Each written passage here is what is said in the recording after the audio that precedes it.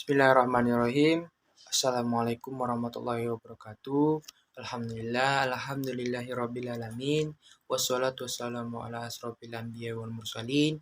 Wa ala alihi wa sahbihi rasulillahi azma'in amma ba'du. Pertama-tama mari kita ucapkan puja dan puji syukur kita kepada Allah Subhanahu wa taala, di mana Dia telah memberikan kita nikmat kesehatan dan nikmat kesempatan. Selawat berangkaikan salam tak lupa kita hadiahkan kepada baginda Rasulullah Shallallahu Alaihi Wasallam, di mana dia telah membawa kita dari alam kegelapan menuju alam terang benderang yang seperti kita rasakan saat ini. Baiklah, tujuan dari video ini untuk memenuhi tugas dari mata kuliah pengelola perkebunan yang diampu oleh Pak Wahyu, di mana tugas video ini bermaterikan tentang pabrik kelapa sawit, yang dimana sebelum kita mengetahui apa saja pemprosesan dari pabrik kelapa sawit, kita harus mengetahui apa itu pabrik kelapa sawit. Pabrik kelapa sawit atau PKS dioperasikan dalam suatu rangkaian proses yang kontinu, di mana hasil proses instalasi sebelumnya dilanjutkan oleh instalasi berikutnya yang saling berkaitan terhadap pencapaian mutu. Ketidaksempurnaan pada proses di muka tidak dapat diperbaiki pada proses selanjutnya. Jadi dibutuhkan tindakan dan pekerjaan yang benar untuk setiap langkah proses sehingga hasil pengolahan dicapai optimal. Pengolahan bahan baku tandan, buah segar, kelapa sawit menjadi minyak atau CPO, dan inti sawit atau kernel pada prinsip adalah pemisahan atau proses interaksi untuk mengambil CPO dan kernel yang memegang sudah tersedia pada TBS kelapa sawit. Jadi hasil yang dicapai akan sangat bergantung pada bagaimana mutu bahan baku TBS kelapa sawit yang tersedia. Di PK sendiri yang harus diusahakan ialah agar bagaimana CPO dan kernel yang terkandung pada TBS tidak ada yang hilang atau losses, atau minimalisasi losses dan mutu produksi dapat dipertahankan secara konsisten. Selain pemisahan kompensasi dengan membaca dan memahami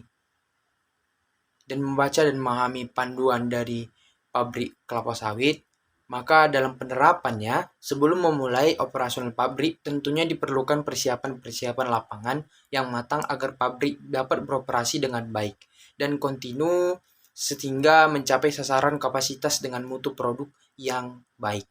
Adapun persiapan pabrik yang meliputi, yang pertama adalah pemeriksaan peralatan. Pemeriksaan peralatan diperlukan agar terhindar dari stagnasi dan kerusakan selama beroperasional. Petunjuk perusahaan dengan memakai informasi dari laporan atau jurnal. Keadaan yang kedua itu adalah keadaan pelumas.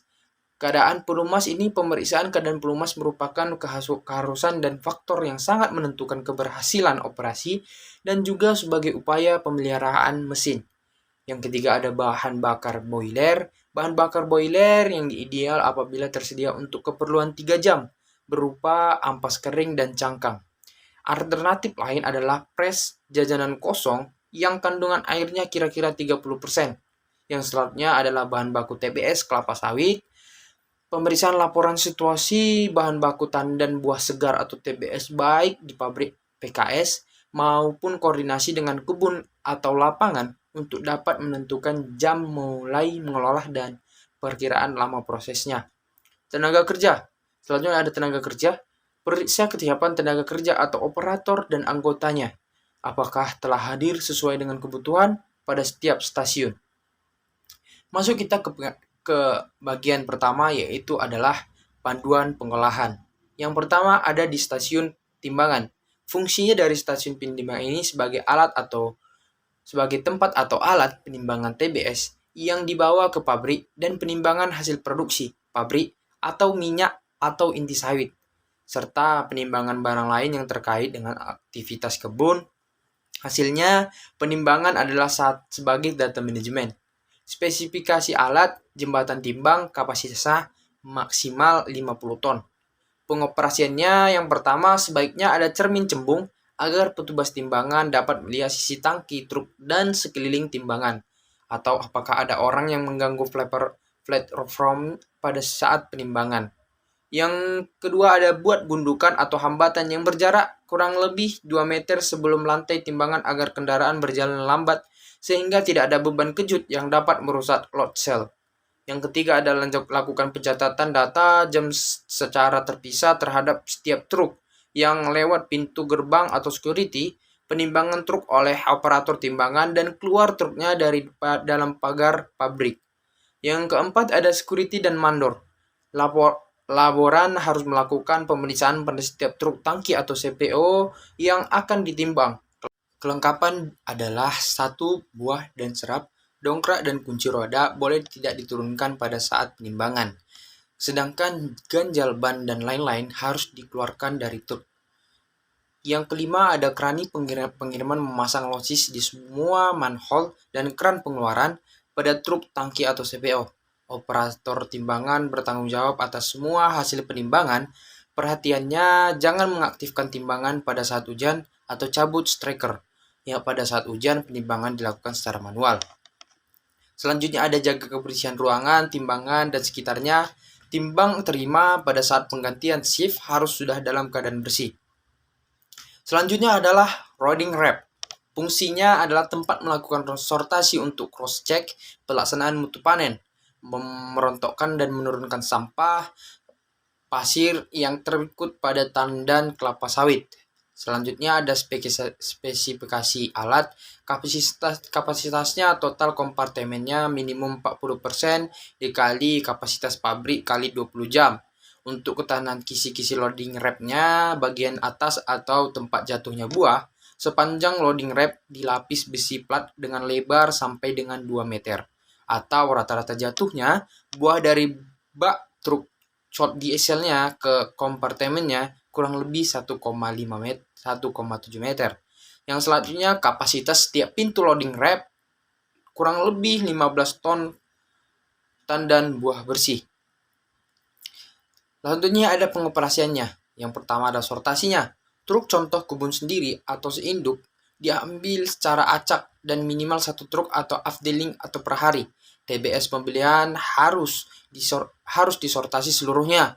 Pengelompokan fraksi kemantakan buah dalam sortasi di loading rack. Hasil sortasi TBS harus disampaikan ke afdeling pada hari itu juga atau paling lambat pada keesokan harinya atau pagi.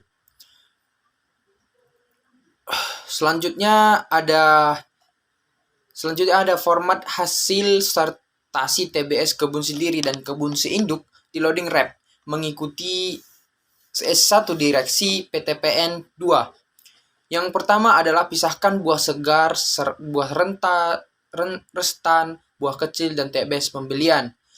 Atur keseragaman isian lori dalam satu rebusan berdasarkan kondisi buah, atau segar, atau restan, dan buah kecil untuk memudahkan penentuan holding time. Adakan koordinasi komunikasi antar petugas pengisi lori operator rebusan sehingga operator rebusan dapat menentukan holding time buah rebus. Pengisian lori harus penuh tetapi tidak boleh berlebihan karena menggesek dan merusak bibir rebusan atau uap distributor serta brondolan yang berjatuhan di lantai rebusan akan menutup saringan kondensit. Bagian atas atau lantai dan bagian bawah loading rack termasuk parit serta di sela kisi-kisi harus bersih atau tidak tumpah sehingga sampah dan pasir tidak yang terikut tandan kelapa sawit dapat jatuh. Sediakan 1 lori tempat pembuangan sampah di dekat loading rack dan koordinasikan kendaraan untuk membuang sampah secara berskala ke lapangan. Jumlah sampah yang dibuang setiap hari merupakan indikator kebersihan kisi-kisi loading rack. Selanjutnya ada pengawasan operasionalan. Awasi kebersihan lantai atas loading rack dan kisi-kisi kompartemen. Keadaan di bawah lantai loading rack harus bersih, brondolan tidak berserakan, sampah dan pasir dibuang pada tempatnya, sampah dan atau pasir tidak boleh dimasukkan ke lori buah. Awasi sortasi untuk kualitas buah pembelian. Data sortasi di loading rack segera dikirimkan ke afdeling yang digunakan untuk cross-check kesungguhan pelaksanaan panen dan sortasi di TPH. Selanjutnya adalah rebusan. Fungsinya untuk menghilangkan enzim agar kenaikan ALB tidak meningkat drastis dan dapat terkendali, mengurangi kadar air dalam buah TBS dan biji, mempermudah brondolan lepas dari tandan, dan mempermudah proses selanjutnya. Hal-hal yang sangat mempengaruhi fungsi rebusan. Yang pertama adalah tekanan uap dan lama perebusannya. Yang kedua adalah pembuangan udara dan air kondensat dari ketel. Spesifikasinya jumlah rebusannya 30 unit 10 lori untuk kapasitas 30 ton per jam. 5 unit untuk 10 lori untuk kapasitas 60 ton per jam. Ada pemipaan. Pipa uap masuk atau keluar ukurannya 8. Pipa uap kondensat 4, minimal ada 6 set. Strainer kondensat 40-50 cm dengan lubang perfosforasinya oval 8-9 mm. Rebusan. Tebal plate 20 mm tanpa wear plate. Tebal plate sama dengan 16 mm dengan well plate 10 mm sebaiknya diganti setiap 4 tahun. Pipa uap masuk di bagian atas dalam dipasang plat pembagi uap. Pasang manometer pada pipa sipon dan pasang juga termometer di sana. Pasang pengaturan otomatik tekanan, temperatur, dan waktu, paperless system program logic komputer atau PLC. Jumlah lorinya, kapasitas 30 ton per jam 66 lori. Rinciannya 20 unit di dalamnya dan di belakang rebusan, 10 unit di depan rebusan atau di bawah hosting crane, dan 10 unit di bawah loading ram, 6 unit pendorong. Kapasitas 60 ton per jam, 132 lori, rinciannya 40 unit di dalam dan di belakang rebusan, 20 unit di depan rebusan atau di bawah hosting kernel, dan 20 unit di bawah loading ram, 12 unit pendorong. Pengoperasiannya, yang pertama siklus rebusannya kurang lebih 100 menit. Tekanan pekerjaan 2,8 sampai 3,0 kg cm kuadrat. Temperaturnya 120 sampai 140. Temperatur yang terlalu panas akan menaikkan kadar ALW dan menurunkan indeks Dobby. Sistem perebusannya 2 puncak atau 3 puncak disesuaikan dengan komposisi mayoritas tingkat kesegaran buah. Yang selanjutnya adalah evaluasi hasil rebusan dan grafik atau PLC rebusan untuk mengetahui tekanan rebusan, kebocoran uap, holding time, dan mengatur waktu rebus. Kandungan minyak dalam air kondensat normanya 0,3 sampai 0,60% terhadap contoh. Tidak ada air kondensat keluar saat mengeluarkan buah masak. Selanjutnya adalah troubleshooting. Tekanan rebusnya lebih kecil 2,8 kg per cm kubik. Kemungkinannya penyebabnya jangan terlalu jauh atau banyak tahanan antara BPV dan rebusan sehingga selisih tekanan antara BPV dan rebusan lebih besar 0,2 kg per cm kubik. Banyak bocoran uap di perebusan atau pada pipa pada BPV menuju instalasi. Terlalu banyak pemakaian uap di luar rebusan. Tekanan uap boiler lebih kecil 18 kg per cm kuadrat, sehingga tekanan di BPV harus diturunkan untuk mempertahankan entalpi. Yang selanjutnya adalah bila kandungan minyak dalam tandan kosong di tanah norma, kemungkinan penyebabnya adalah buah banyak yang memar, terus ada terlukanya akibat sering terbanting atau berondolan terlindas kendaraan, waktu perubahan atau holding time terlalu lama, buah terlalu banyak menumpuk di outfeeder, banyak kebocoran uap di rebusan atau pada pipa dari BPV menuju instalasi. Yang selanjutnya ada jika berondolan lekat dalam tandan kosong di atas norma, kemungkinan penyebabnya buah belum memenuhi kriteria matang panen, waktu perebusan yang terlalu singkat, buah masak terlalu lama, tidak dituang ke auto feeder sehingga dingin, air kondensat masih tersisa dalam rebusan, proses perubahan yang kurang sempurna, fluktuasi tekanan pada puncak atau peak tidak ekstrim sehingga tidak mencapai buah bagian dalam, sistem pemipil double gear tidak konsisten beroperasi.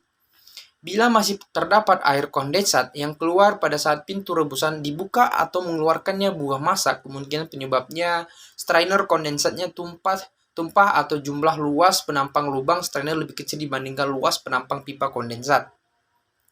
Tidak dilakukannya pembuangan kondensat pada saat holding time puncak yang terakhir. Posisi blowdown silinder lebih tinggi dibandingkan rebusan. Diameter pipa buangan kondensat terlalu kecil dan jumlahnya terlalu sedikit. Yang selanjutnya adalah peptide atau tracer. Fungsinya hosting crane mengangkat dan menuangkan buah masak ke auto feeder. Trencher melepaskan brondolan dari tandan. Ban crusher melepaskan brondolan yang masih melekat dalam tangan kosong. Spesifikasi alatnya, kapasitas hosting crane sama dengan 5 ton per unit. Putaran auto feeder maksimal 2 RPM atau grain box yang dilengkapi dengan tipe variable speed. Teaser kapasitas 30 ton TBS dan per jam 1,9 sampai 2,0 meter, panjangnya 3 sampai 5 meter, dan dindingnya berupa kisi-kisi dengan jarak 50 mm. Kapasitas broadcross-nya dapat mengolah seluruh tandan kosong. Pengoperasiannya, interval penuangan oleh hosting crane secara kontinu dengan perhitungan 60 menit atau sama dengan 30 ton per jam, yaitu 2, ton per lori, sama dengan 5 menit. Operator hosting crane mempunyai sertifikat kualifikasi dari Demnaker. Hosting crane harus diperiksa 1 kali setahun oleh Demnaker. Manajer mengajukan permintaan dan izin ke direksi untuk sertifikat operasional pada pemeriksaan IPNKK.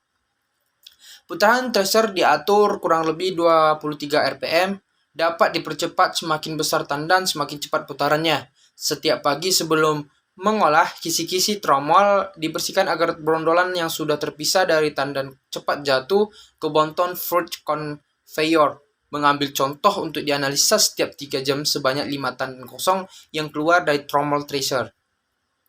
Selanjutnya ada pengawasan operasional. Norma KT Kopan sama dengan 0,50%, brondolan ikut atau lekat dalam tandan kosong sama dengan 0%. Dan kandungan minyak dalam tandan kosong sama dengan 1,8% terhadap contoh. Buah tidak terlalu lama menunggu untuk dituang bila sudah berada di bawah hosting crane, maksimum 3 lori sebelum keluar buah masa berikutnya. Jumlah buah di automatic feeder tidak terlalu banyak atau menumpuk. Interval penuangan hosting crane 5 menit per lori. Pastikan bahwa seluruh tandan kosong melalui board crusher sehingga seluruh brondolan yang masih lekat dalam tandan kosong dapat terkutip. Ada kenpa atau pression, fungsinya digester, melepaskan daging buah dari biji dan melumatkannya. Yang selanjutnya ada kenpa atau press, memisahkan dan mengeluarkan minyak dari massa degersternya. Yang selanjutnya ada pengeceran, mempermudah pemisahan minyak di kontainer settling tank atau CST. Bank Santrap menangkap pasir dan mempertahankan suhu cairan minyak kasar. Spesifikasi alatnya volume digester 3,2 sampai 3,5 mm kubik untuk kapasitas presen 10 sampai 12 ton TBS per jam. Jumlah pisau 6 tingkat, terdiri dari 5 tingkat pisau aduk dan 1 tingkat pisau lempar pada bagian paling bawah. Panjang pisau 12 mm dari dinding digester. Untuk teknis pisau aduk atau lempar 4000 jam operasional kurang lebih 2 tahun. Pasang siku penahan di antara pisau pada dinding digester sebanyak 20 buah. Pasang bottom wearing plate dengan ketebalan 9 mm atau beroperasi. Jumlah lubangnya pada bottom wearing plate sama dengan 1200 buah atau 1800 buah dengan 4 mm. Pasang sekat pintu yang dapat dibuka atau ditutup pada corong digester. Umur teknis main screw 600 jam operasi kurang lebih 1 bulan. Silinder press 2000 jam operasi. Pasang ukularan balik di balik distributor conveyor. Jarak ulir atau screw dengan silinder press kurang lebih 2 mm. Pengoperasiannya, pintu corong digester ditutup selama 15 menit awal pengisian digester sebelum dilakukan pengempaan. Isian digester minimal 3/4 tinggi digester. Temperatur dalam digester pada awal operasi 90-95 derajat Celcius. Waktu pelumbatnya 20-25 menit. Setel kerangan air pengencer dengan perbandingan 1:1,5 terhadap air. Minyak pada temperatur 10 derajat Celcius. Tekanan hidraulik pada akumulator 40-50 bar. Sebelum mematikan screw press, sebaiknya lakukan penggosongan dengan cara memasukkan biji melalui corong digester ke screw press. Setiap pagi sebelum mengolah, lakukan spay atau membuka keran buangan pada stand trap sehingga semua pasir dan kotoran terbuang keluar. Selama proses pun lakukan spell minimal 2 kali per shift. Kebersihan alat-alat dilakukan setiap hari.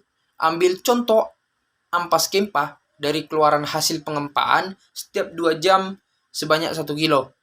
Setiap kali seminggu saya tidak mengolah atau tidak bergantian, dilakukan pembersihan bagi luar dan dalam sehingga mengukur keausan pisaunya digester. Siku penahan, tumpat atau tindaknya lubang bottom plate dan baut-bautnya yang kendor. Pengawasan operasional. Volume isian digester, aliran minyak dari bottom plate harus lancar. Keausan pisau digester atau jarak ujung pisau ke dinding digester masih lebih kecil 1,5 cm. Keausan windscreen jarak ulir dengan silinder press masih lebih kecil 7 mm. Normalosis minyak dalam fiber lebih kecil 5% terhadap contoh. Persentase biji terhadap contoh dalam press check minimal 45% dan persentase biji pecah terhadap total biji atau biji utuh dan biji pecah ditambah inti utuh ditambah inti pecah dan cangkang. Maksimumnya 12%. Komposisi ideal minyak kasar di crude oil tank berdasarkan hasil analisa interaksi adalah minyak kurang lebih 60%, air kurang lebih 25%, dan non-oil solid atau NOS kurang lebih 15%. Normalosis minyak pada biji lebih kecil 0,8% terhadap contoh. Selanjutnya adalah troubleshooting. Jika volume isian digester lebih kecil dari 3/4, isi kemungkinan disebabkan siklus perebusan terlalu lama akibat tekanan rebusan, stagnasi pada instalasi sebelum digester, kapasitas rebusan lebih kecil 90% terhadap kapasitas terpasang, timba-timba buah tidak lengkap, interval penuangan buah masak ke auto feeder di atas 5 menit. Bila aliran minyak dari bottom plate tidak lancar, kemungkinan disebabkan oleh lubang perforasi bottom wiring plate tumpah. Akibatnya pembersihan tidak dilakukan setiap hari. Jumlah lubang perforasi terlalu sedikit, lebih kecil 1200 buah di 5 mm atau lebih kecilnya 1800 buah 4 mm. Keran darinya dalam kondisi rusak.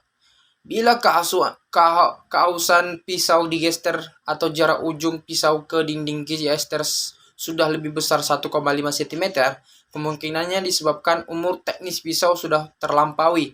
Lebih besarnya 4.000 jam, kurang lebihnya 6 bulan. Jika keausan worm screw atau jarak ilur dengan silinder press sudah lebih besar 7 mm, kemungkinannya disebabkan satunya umur teknis worm screw sudah terlampaui lebih dari 600 jam. Bila losis minyak dalam fiber melebihi norma, kemungkinan penyebabnya adalah perebusan tidak sempurna dan kurang masak sehingga biji berekor. Proses mengadukan tidak sempurna atau temperatur adukan lebih kecil 90 derajat Celcius. Isian digester lebih kecil 3/4 bagian pisau diaduk aus. Aliran minyak kasar dan bottom plate tidak lancar. Tidak ada siku penahannya. Tekanan presen lebih kecil dari 40 bar. Uliran skrunya sudah aus. Bila biji pecah di atas norma, kemungkinan penyebabnya adalah buah belum memenuhi kriteria matang panen atau buah afkir atau mentah. Selanjutnya ada perebusannya terlalu lama, tekanan presennya lebih besar dari 50 bar, skrunya sudah aus, permukaan skrunya yang telah direbut atau las timbun tidak diratakan. Temperatur pada saat perebusan di atas 150 derajat Celcius.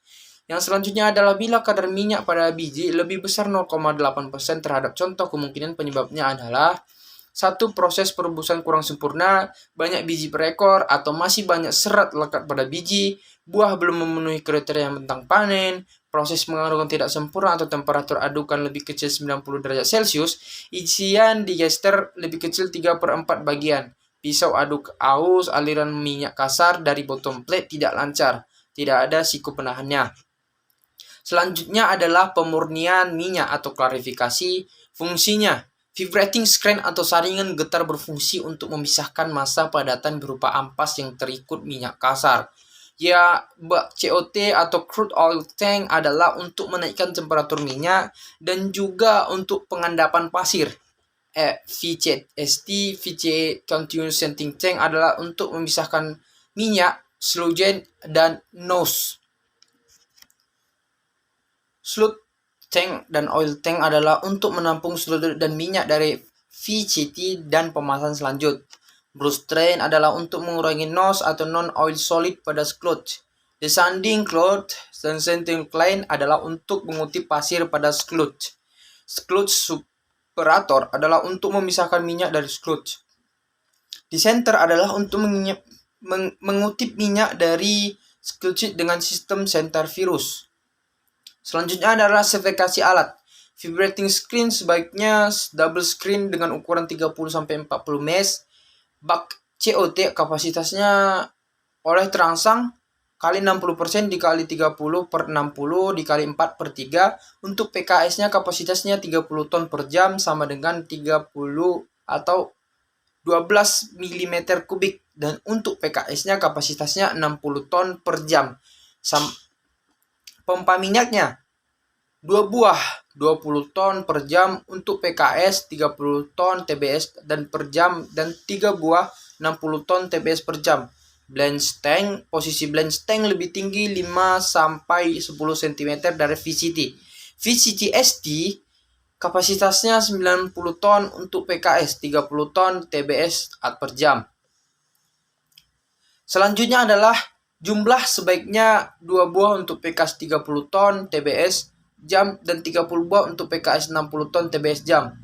Slug tanknya ada slug tanknya, oil tanknya, strainernya. Selanjutnya adalah clutch separator, adanya oilnya purifier, vacuum dryer. Pengoperasiannya strain sentrap melakukan spesi pertama mulai masuk si pagi atau malam sebelum mengolahnya. Bak COT atau crude oil tank melakukan spay setiap melalui si pagi atau malam sebelum mengolahnya. Suhunya kurang lebih besar dari 90 derajat Celcius. Selanjutnya ada pompa di bak COT. Pompa minyak dioperasikan jika bak COT minimal telah terisi setengah bagian. VCT ST melakukan spay pagi melalui si pagi atau malam. Temperatur operasionalnya cairan 90-95 derajat Celcius. Slug tank ada oil tank, strainer lagi, sand cloud-nya, launch tank separator, oil purifier, vacuum dryer. Selanjutnya adalah pengawasan operasional. Pertahankan suhu kasar pada COT 90 derajat Celcius. Jumlah volume minyak kasar di bak COT sebaiknya pada posisi stabil dan konstan. Selanjutnya ada komposisi ideal minyak kasar di bak COT. Minyak kurang lebih 60%, air kurang lebih 25%, dan NOS kurang lebih 15%. Jaga suhu cairan minyak kasar dalam VCST pada kisaran 90 derajat Celcius. Ketebalan minyak pada VCST saat operasilan dan akhir olahan minimum 30 cm. Konsistensinya suhu di oil tank 90-90 derajat Celcius. Perhatikan suhu di sludge tank 95-115 derajat Celcius. Jaga kondisi uap tank agar selalu baik. Idealnya kandungan minyak pada cairan sludge yang keluar dari FCST antara 7-9 derajat Celcius. Kandungan minyak pada sludge yang keluar dari sludge separator atau norma lebih kecil 6,5% terhadap contoh. Kadar air pada minyak produksi lebih kecil 0,20% dan kadar kotoran 0,013%. Tidak boleh ada kebocoran minyak di semua instalasi.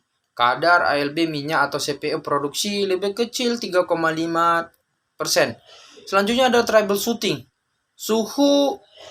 Bila suhu cairan dalam bak COT kurang lebih 90 derajat Celcius, kemungkinan disebabkan suhu di train kurang lebih mungkin karena tidak ada sistem pemanasan dan uap coil. Luas permukaan uap oil tidak mencukupi atau jumlah lubang di pipa injeksi terlalu sedikit. Kapasitas pompa atau jam lebih besar dibanding dengan jumlah cairan yang masuk sehingga returning time cairan di bak COT terlalu singkat. Selanjutnya ada jika komposisi minyak kasar di bak COT tidak ideal, kemungkinannya disebabkan oleh terlalu banyak atau terlalu sedikit penambahan air pengenceran. Scan video separatornya koyak sehingga kandungan NOS menjadi tinggi.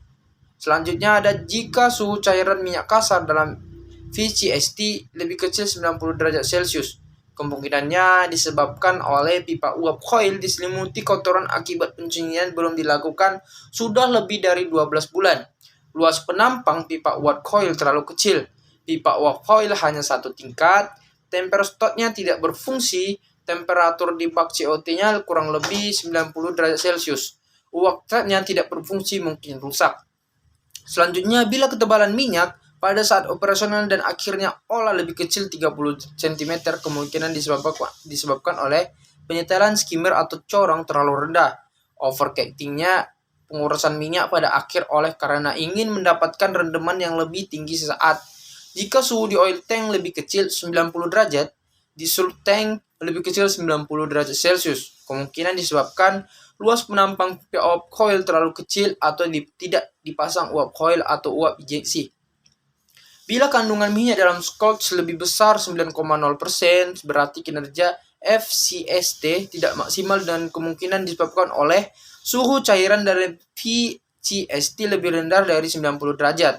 Pemanasan pada setiap pengutipan minyak menggunakan uap injeksi atau terjadi kebocoran uap pada uap coil sehingga cairan tidak tenang atau menggelap. Cairan dalam VCST sudah jenuh karena sudah lama dari 12 bulan tidak dicuci.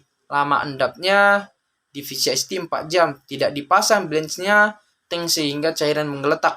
Mungkin uap coil hanya satu tingkat, kurangnya penambahan air pengecer, cairannya terlalu kental.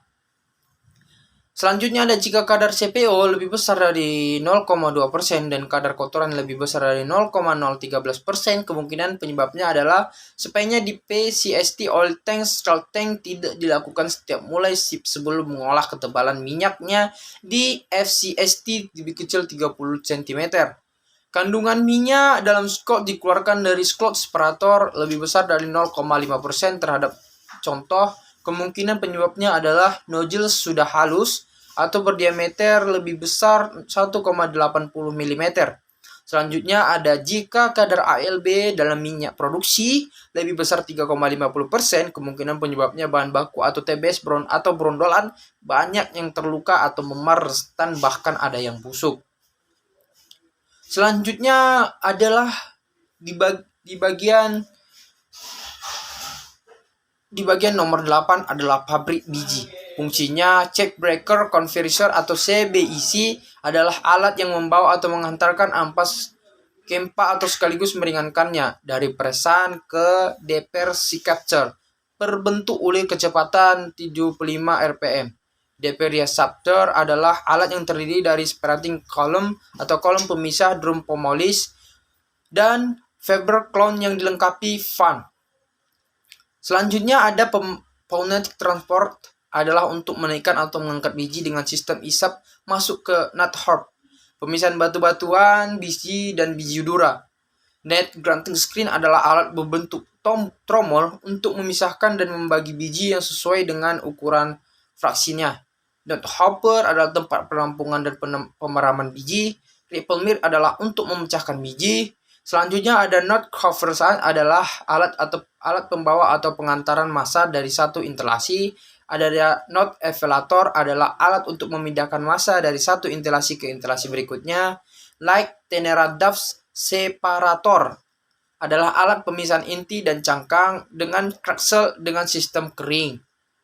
Ada hydrocolin adalah alat pemisah inti dan cangkang. Clay bed adalah suatu alat berbentuk bak untuk pemisahan inti dan cangkang kraksel. Ada silo inti, ada blower winding.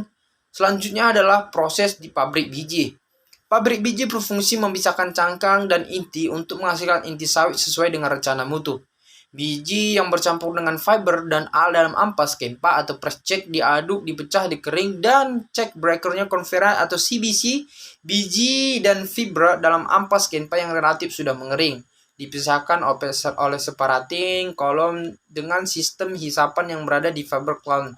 Biji yang masih mengandung serabut turun ke bawah dan dibersihkan serabutnya di polishing drum sehingga fiber dihisap bolehnya dan dikirim ke boiler sehingga bahan bakarnya.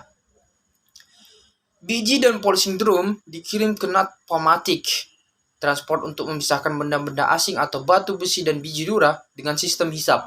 Melalui corong atau airlock, biji masuk ke nut grading screen untuk dikelompokkan sesuai dengan ukuran fraksi. Biji yang sudah dikelompokkan berdasarkan ukurannya dimasukkan ke silo biji atau nut silo untuk dipecahkan dengan nutcracker. Ripple mill. Bila pemecahan dilakukan dengan nutcracker, biji diperam terlebih dahulu di silo biji agar inti lebih kering dan lengkang dari cangkang. Pemecahan biji dengan ripple terjadi akibat gaya triple plate dan putaran rotor bar. Pemisahan inti dan cangkang menggunakan light tenera atau separator yang pemisahannya berdasarkan berat fraksi dengan menggunakan bantuan hisapan udara dari sebuah blower. Menggunakan bantuan hisapnya dengan blower pada cracked mixer dipisahkan berdasarkan berat fraksinya. Fraksi ringan atau cangkang halus perbed akan terhisap ke atas dan dikirim ke silo cangkang untuk bahan bakar boiler. Fraksi mediumnya inti atau inti utuh atau pecah dan cangkang kasar. Sedangkan fraksi berat atau inti tubuh jatuh ke konver inti, pneumatik, dan masuk ke silo inti. Selanjutnya adalah spesifikasi alat. Yang pertama ada check breaker atau crowd CBC. Panjang minimal sebaiknya 24 meter, lebarnya 70 cm. Ada dread capture, sparing clone, fiber clone, dan blower DP recap carter. Closing drum berputar dengan kecepatan 32 rpm. Nut grinding screen kecepatannya berputar tromol 27-28 rpm. Silo biji pemecah biji yang digunakan adalah cracker solo biji, dilengkapi heater dan blower untuk mengeringkan dan memeramkan biji sebelum dipecah cracker. Ripple mill, umur teknis rotor bar dan ripple plate 1200-1500 jam. Ada lightning Terenadus separator, ada hydrocyclone clay atau clay bed. Clay bed dilengkapi pompa untuk membuat sirkulasi dalam larutan sehingga berat jenis larutan merata. Selanjutnya ada silo inti atau kernel drainer. Pengoperasiannya atau check breaker cover, ada depth captor, nut pneumatic transportation, nut grinding screen, nut hopper, ripple mill. Selanjutnya ada lightning Terenadus separator, ada clay bed, silo inti, heater blower, standar toleransi kehilangan inti sawitnya, catatannya ampas kempa 20%, cangkang LTDS 4%, dan cangkang clay bednya dan hidrokolinnya 36%. Rencana mutu inti sawitnya, ada pengawasan pengoperasiannya. Pengawasan pengoperasiannya dilakukan dengan menganalisis terhadap contoh yang diambil dari hasil olahan tiap instalasi. Ada norma kehilangan inti, norma efisien pemecahan bijinya 97-98%, kausan ripple plate-nya sampai lebih besar 55.000 jam kerjanya dan rotor barnya lebih besar 3.000 jam kerja. Normalosis dalam cangkang dan normalosis dalam inti clay bed. Selanjutnya kita mau masuk ke materi pertama adalah konsistensi mutu CPO. Pada tangki timbun, fungsi tangki timbun ini adalah suatu wadah atau tempat yang berfungsi untuk menampung produksi minyak atau CPO hasil olahan pabrik dan mempertahankan konsistensi sebelum dikirimkan ke pembeli. Spesifikasi alatnya, jumlah minimal tangki timbun yang dioperasikan di satu pabrik adalah 2 unit, yaitu untuk tangki produksi dan tangki pengiriman secara bergantian setiap hari. Dilengkapi pipa sirkulasi agar tidak ada ketekoran. Ketebalan plat tangki penting diukur secara periodik untuk mengetahui tingkat kausan ketebalannya plat. Selanjutnya ada pengoperasiannya, dicuci setiap 6 bulan sesuai dengan SI direksinya. Temperatur CPO-nya dijaga antara 40-50 derajat Celcius. Selanjutnya adalah menjaga ALB minyak produksi. Untuk mendapatkan CPO dan ALB sesuai dengan rencana mutu harus ada koordinasi yang baik antara bidang tanaman kelapa sawit. Selanjutnya ada teknik dan pengalamannya. Koordinasi dilakukan berkesinambungan dengan semangat kebersamaan satu tujuannya. TBS dari kebun. Pusingan panen dijaga sesuai norma. Sistem panen mengikuti kriteria matang panen. Hindari adanya buah matang, tidak panen sehingga tidak ada buah busuk yang dikirim.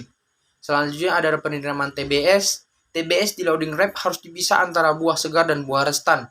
Hindarkan TBS ditimbun di atas lantai loading rack dan minimal buah terluka terlindas. Laksanakan sortasi panen di loading secara sampling. Saatnya ada proses pengolahan di PKS. Buah hari ini diolah pada hari ini juga. Atau FIFO. Buah restan diolah pertama sampai habis. Baru kemudian mulai mengolah buah yang segar. Jangan menguntit minyak dari bak fat pit yang berkadar ALB tinggi pada saat pengolahan buah segar. Pada saat pengolahan buah segar, dimulai pabrik harus terus mengolah sampai semua buah segar habis. Minyak produksinya secara vakum dryer harus diambil contoh dan dianalisa kandungannya ALB-nya. Setiap setengah jam, bila diperoleh kadar ALB lebih kecil 35%, maka hasil olahan minyak dikirim ke tangki timbun khusus ALB rendah. Selanjutnya, parameter mutu CPO. Yang pertama itu adalah asam lemak bebas atau ALB. ALB baru berbentuk setelah buah terlepas dari pohonnya atau sejak buah dipanen. Penyebabnya dominan kenaikan ALB adalah oksidasi dan hidrolisis. Beberapa faktor yang dapat mempengaruhi kadar ALB adalah tingkat kematangan buahnya, transportasi pengangkutan TBS-nya, selanjutnya adalah proses pengolahannya. Kadar airnya, temperatur di oil tank, kinerja oil proofer vacuum installation pemanasan ditimbung, yaitu ketebalan minyak di VCS yang tipis, temperatur oil tank yang rendah, kinerja oil proofer dan vacuum dryer yang jelek, kebocoran pipa pemanas. Selanjutnya adalah kadar kotoran. Kotoran dalam minyak sawit adalah kotoran yang tidak larut dalam heksane dan propylene ether. Kotoran ini menyebabkan proses hidrolisis dijaga minyaknya. Yang selanjutnya adalah Dobie. Parameter Dobie ditentukan oleh rasio hasil pengukuran spektrofotometer terhadap absorbance pada gelombang 446 nm, kandungannya karotennya, dan 269 nm, dan produksinya oksidasi sekundernya. Penyebab rendahnya nilai Dobie adalah buah restan dan buah terluka. Pemakaian uap kering pada proses perebusan. Selanjutnya ada pemakaian uap JC untuk pemanasan di stasiun pemurnian. Terlalu banyak mengolah minyak kotoran dari bak frebat. Penyimpanan di tangki timbun pada temperatur di bawah titik cair. Yang selanjutnya adalah bilangan loading. Bilangan loading adalah bilangan yang menyatakan kandungan asam lemak tidak jenuh dinyatakan dalam miligram iodium yang diserap per gram minyaknya. Ada bilangan peroksidanya. Peroksida adalah hasil oksidasi pertama yang non-transient dan terbentuk karena bertambahnya radikal aktif molekul oksigen pada gugus metilin aktif pada rantai asam lemak yang terdapat dalam minyak.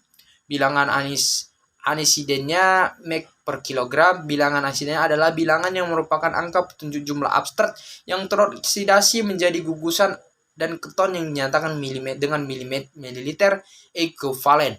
Ada titik cairnya dan kadar V dan CU-nya, beta-karotinnya. Selanjutnya ada water treatment. Fungsinya adalah sistem penyediaan air yang cukup untuk memenuhi persyaratan mutu untuk digunakan di pabrik dan perumahan.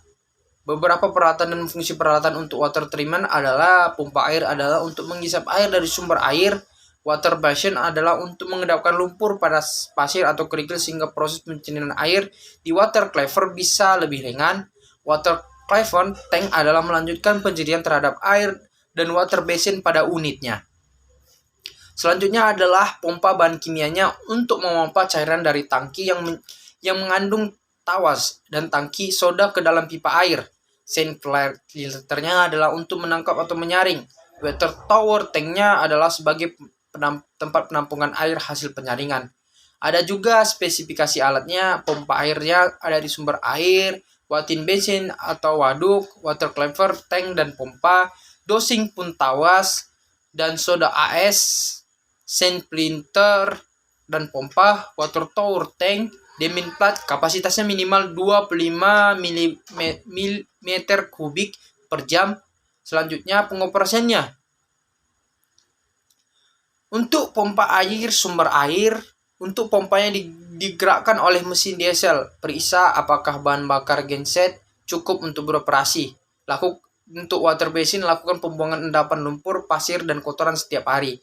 Water clever tank memberikan alum dan soda atau sebelum ke tangki water clever dengan alat dosing pump.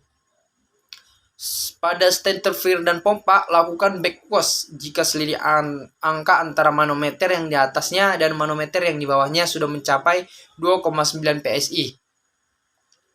Water tower tank, sebelum distribusian, sedikit air harus dibuang dari dasar tangki. Untuk damming plate, ketika air dari pompa minimum masuk ke dalam keton charger, pastikan tekanan di dalam keton charger akan meningkat menjadi 30 desik. Selanjutnya ada standar mutu air umpan, standar mutu air kental, ada juga pengawasan operasionalnya, ada juga troubleshootingnya. Selanjutnya kita memasuki bagian boiler. Fungsinya, konveyor bahan bakar adalah untuk mengangkut bahan bakar di fiber dan cangkang dari fiber colony. Feed water tanknya adalah tangki yang menampung air dari damming plate untuk umpan boiler. Water meter adalah alat untuk mengukur aliran air ke atau pabrik dengan menggunakan flow meter. Selanjutnya ada boiler adalah instalasi untuk merubah energi air menjadi energi potensial uap dengan bantuan panas pembakaran cangkang dan fiber. Selanjutnya ada spesifikasi alat, konversi bahan bakar, feed water tank, kapasitasnya minimal 100 ton, water meter saringannya selalu terpasang sebelum meteran air, threshold deaeratornya untuk mengeluarkan gas oksigen dan karbondioksida dari air pada suhu 115 derajat Celcius. Pengoperasiannya ada untuk feed water tank, pH air dan pH water tank deaerator harus dinaikkan menjadi 7,5 sampai 95 dengan menambahkan bahan kimia internal. Selanjutnya ada deaerator keran uap ke deaerator dibuka untuk memasukkan uap. Turbin pompa turbin harus dipanaskan dan semua kondensat harus dibuang. Ada untuk boilernya. Untuk boiler yang tidak dioperasikan kurang lebih 1 minggu, periksa bagian dalam dapur boiler seperti roster, fire grate, lorong api, batu api dengan menggunakan senter untuk memastikan boiler tetap dibersihkan. Pengawasan operasionalnya, tekanan kerja 20-21 kilo per cm kuadrat.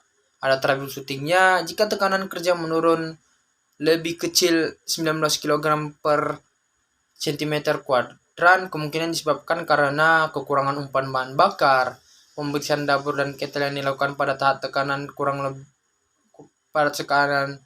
lebih kecil 19 kg per cm kuadrat, pengumpanan air terlalu berlebihan, temperatur air umpan terlalu rendah, kapasitas olah terlalu rendah, dan blow down dilakukan pada saat tekanan rendah. Selanjutnya kita masuk ke kamar mesin. Fungsinya adalah turbin uap adalah untuk mengubah energi potensial uap ke dalam energi kinetik. Kemudian energi kinetik dirubah menjadi energi listrik dengan menggunakan alternator. Back pressure adalah belanjaan bertekanan untuk menyimpan dan mendistribusikan tekanan uap rendah ke instalasi pengolahan di pabrik. Mesin diesel dan alternator adalah untuk mengubah energi kimia dari bahan bakar diesel menjadi energi listrik dengan menggunakan alternator dengan bahan bakar solar. Spesifikasi alatnya, turbin uap kapasitasnya minimal kapasitas olah dikali 17 dan dikali 120% kW. Pengoperasiannya, turbin uap, buka keran pemasukan uap secara perlahan-lahan, lalu pemanasan selama 5-10 menit sambil membuang kondensat. Selanjutnya ada pengawasan operasionalnya, tekanan uap ke turbin lebih besar 20 kg per cm kuadrat.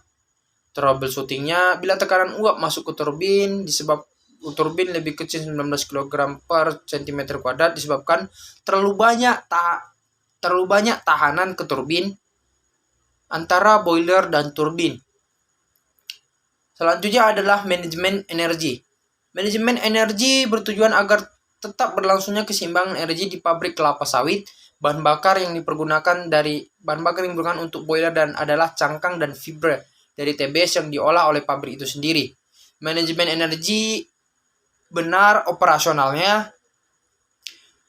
Pabrik kelapa sawit sebetulnya tidak perlu dibantu genset, kecuali pada awal dan akhir olah masing-masing selama kurang lebih 1 jam. Nilai kalor untuk masing-masing komponen bahan bakar yang dianalisa oleh Blomedel pada bahan bakar cangkang, zat padatnya bukan minyak, sama dengan 4.700 kcal per kilogram cangkang. Minyak 8.800 kcal per kilogram. Panas diperlukan kcal per kilogram air sampai 600 kcal per kilogram air. Bahan bakar fiber zat padatnya bukan minyak, 3.850 kcal per kilogram fiber. Minyaknya 8.800 kcal per kilogram. Panas yang diperlukan untuk penguapan air 600 kcal per kilogram air.